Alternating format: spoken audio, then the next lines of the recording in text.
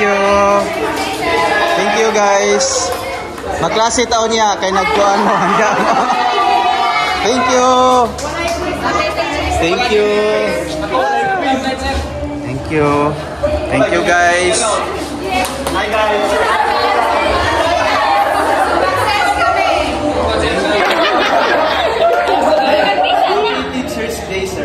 We just want to take this moment to say a big thank you for everything you do for us. You're not just a teacher to us. You're someone who is approachable, understanding, and always makes the class feel lighter with your sense of humor and your handsomeness. Even when you're stressed, you find a way to make us laugh and remind us that learning can be fun too. We truly appreciate your patience, especially when our class can get too noisy or when some of us forget to show the respect you deserve. Thank you for not giving up on us. It shows how much you really care about your students. Your effort, kindness, and dedication never go unnoticed. You inspire us not only to do better. You inspire us not only to do better in our studies, but also to be better people. We're lucky to have a teacher like you who makes us feel comfortable and motivated every day.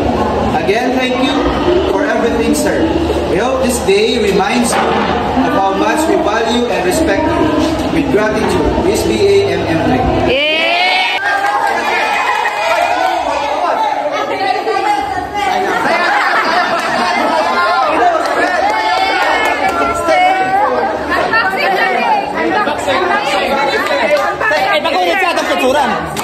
Picturan na to. Kapay. Karyo. Pag-ipampak sa nabay. Picture,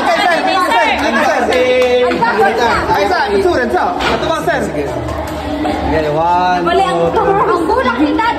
Wala ang lawit. Wapot si Pen. Wala ang lawit. Diabetic, sir. Tunga ko, sir.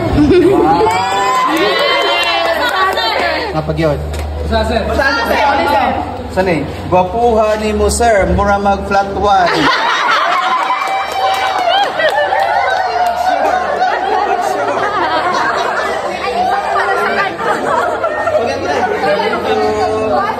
Thank you.